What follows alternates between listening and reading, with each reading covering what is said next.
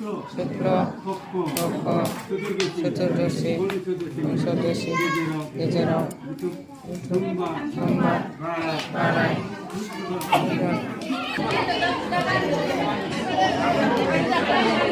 He, Bima, Loki, Devi,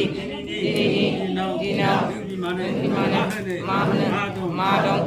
Oblaba, Utara, Naiko, Nasudang, Ipuna, Nanane, Samuta, Areng, Haupa, Daido, Nakunanai, Mongobla, Germany, Dini, Kemako, Nanane, Akaini, Musad, Dako, Ma, Loki, Division, Legacy, Boyber, Divinina, Jalan, Oh, Unisai, Sahat,